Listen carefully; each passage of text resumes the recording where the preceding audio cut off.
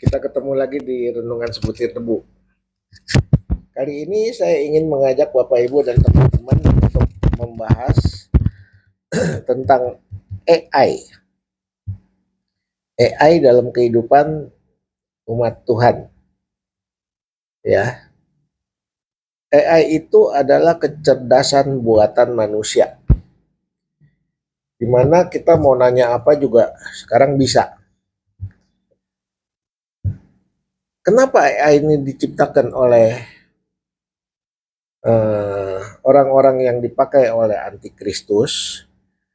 AI ini diciptakan karena untuk membuat orang-orang terlena oleh kenikmatan dunia. Karena melalui AI segala macam kita bisa lakukan. Kita bisa tanya segala macam, kita bisa minta tolong dia bikinin surat, kita bisa tanya resep makanan, kita bisa minta dikonsepin surat, ya. Bahkan di AI kita bisa tanya ayat-ayat Alkitab. Bahkan kita juga bisa tanya mengenai apa itu Tuhan Yesus ada, apa itu Tuhan Yesus itu benar Tuhan. Ya, ini semua dibuat oleh antikristus untuk agar pendeta-pendeta atau pengkhotbah-pengkhotbah yang males, kalau mau khotbah nggak usah berdoa dulu, nggak usah bergumul, nggak usah minta petunjuk Tuhan, nggak usah minta pimpinan Roh Kudus, baca AI langsung khotbahnya bagus. Bahaya ya Bapak Ibu ya. Padahal setiap khotbah itu harus disertai Roh Kudus atau pimpinan Tuhan. Karena jangan pendetanya yang ngomong, tapi biar Roh Tuhan yang Kudus yang berbicara kepada kita yang mendengar. Ini bedanya di sini nih Bapak Ibu. Jadi kita mesti benar-benar hati-hati terhadap AI. Sekarang banyak pendeta-pendeta yang kebingungan untuk khotbah, dia minta petunjuk AI. Kenapa AI bisa? Karena AI diciptakan oleh sistem dunia. Dia mendorong agar manusia menikmati kedagingannya, ya, menikmati kedagingannya. Semuanya mudah, gampang, bisa diatur, tinggal ngomong. Semuanya gampang melalui QRIS, melalui apa ya. Sekarang semuanya gampang. Kesehatan juga tinggal tanya AI. Bahkan mau bikin gugatan cerai juga melalui AI bisa jadi. Bikin kontrak dagang, tanya AI jadi. Nggak usah ke pengacara, nggak usah tanya ke dokter. Obatnya apa juga dia tahu. Nah, sehingga orang didorong secara halus, secara tanpa terasa menjadi malas. Dan dipotong sedikit-sedikit. Seolah-olah orang setelah ada AI, maka orang ini bisa menikmati kemudahan-kemudahan yang ada. Nah, ini Bapak Ibu, teman-teman semua, ini yang kita harus hati-hati. Karena lama-kelamaan kita mentaati firman Tuhan yang dari AI, bukan dari pimpinan Tuhan sendiri. Inilah tujuan si iblis, ya, melalui kenikmatan-kenikmatan daging yang semuanya dipermudah. Tapi kita harus ingat bahwa AI itu buatan manusia. Akhirnya nanti ujung-ujungnya kita akan menyembah AI daripada menyembah Tuhan. Karena kalau kita tanya Tuhan, kita harus melalui suatu pergumulan. Mungkin kita mesti puasa nggak dijawab-jawab, kita mesti berdoa lama-lama, kita mesti nangis di hadapan Tuhan, kita minta petunjuk Tuhan, nggak dijawab-jawab lama. Tapi kita perlu iman. Kita perlu iman dalam hal ini, yaitu percaya penuh kepada Tuhan, pencipta alam semesta dan pencipta kita manusia.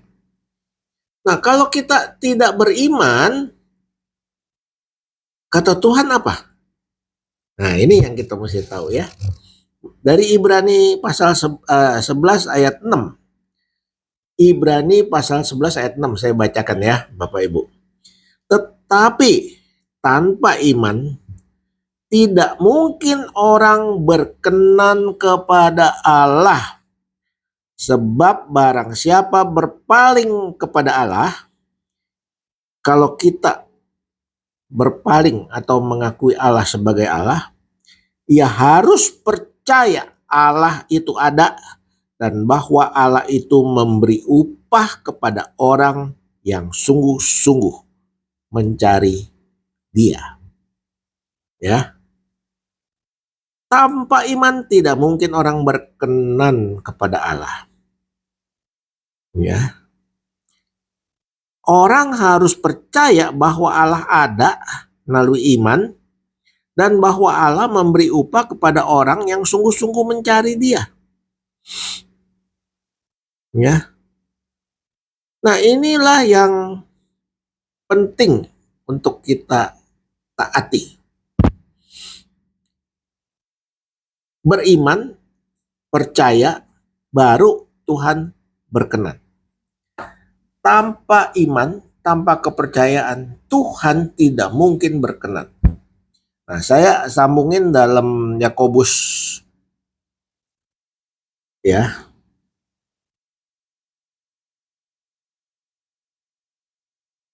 Yakobus pasal 2 ayat 20 ya, itu mengatakan, "Hai manusia yang bebal, maukah engkau mengakui sekarang bahwa iman tanpa perbuatan adalah iman yang kosong?" Yakobus 2 ayat 26, "Sebab seperti tubuh tanpa roh adalah mati, demikian juga iman tanpa perbuatan adalah mati." Nah, masalahnya perbuatan-perbuatan iman itu apa? Perbuatan iman itu kita harus taat penuh kepada seluruh firman dan perintah Allah. Contohnya apa? Contohnya Esther. Esther dia orang Yahudi dan Mordekai pamannya itu yang orang Yahudi juga yang berjasa kepada raja, tapi karena ada iri hati daripada pejabat istana, dia mau dimusnahkan. Bangsa pilihan Allah, orang-orang Yahudi mau dibunuh semuanya. Karena dia tersinggung waktu pejabat istana itu lewat, dia tidak mau disembah oleh si Mordekai, pamannya si Esther. Kenapa Mordekai tidak mau menyembah? Karena dia punya iman kepada Tuhan, hanya Tuhan yang patut disembah. Manusia seberapapun pangkatnya, jabatannya, kedudukannya, tidak akan disembah. Bagi umat Israel, hanya Tuhan yang patut disembah. Ya. Jadi karena iri hati akhirnya dia bikin siasat-siasat mau dibunuh semua orang Yahudi. Lalu Esther dan seluruh umat Yahudi berpuasa minta tolong kepada Tuhan. Minta tolong ke Tuhan, makan waktu lama. Puasa sampai 3 hari. Minta petunjuk Tuhan sambil nangis, berdoa terus menerus. Akhirnya Tuhan buka jalan. Apa akhir ceritanya? Tadinya orang yang mau membunuh umat Tuhan dan si Mordekai akhirnya jadi berbalik. Dia akhirnya yang dihukum raja. Tiang gantungan yang dibikin untuk menggantung Mordekai malah jadi dipakai sendiri oleh yang bikinnya. Ya. Nah, ini Tuhan. Ini Tuhan Bapak Ibu, teman-teman. Tuhan punya cara sendiri asal kita mengakui kedaulatan Tuhan. Nah, kalau AI itu cuma ciptaan manusia. Masa ciptaan manusia disembah oleh manusia yang menciptakan. Ini yang nggak masuk akal di sini, Bapak Ibu ya. Manusia menciptakan AI untuk membantu mempermudah manusia.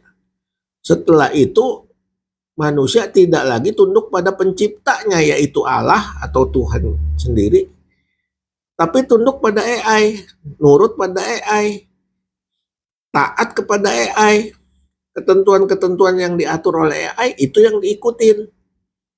Ini jadi terbalik. Ini yang harus kita hati-hati dan kita harus berjaga-jaga.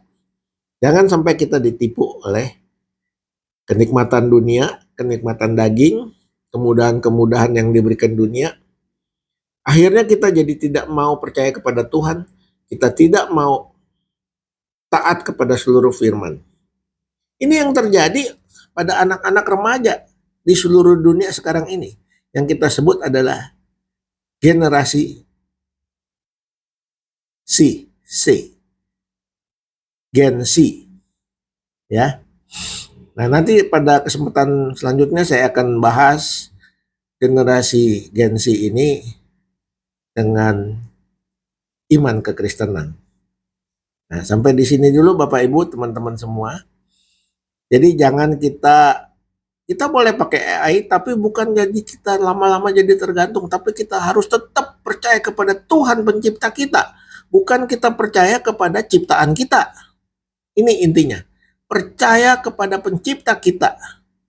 Taat kepada pencipta kita. Lakukan seluruh perintah pencipta kita, yaitu Tuhan Yesus.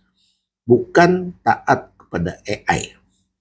Sampai di sini, nanti kita sambung lagi dalam episode yang berikutnya. Terima kasih, Tuhan memberkati.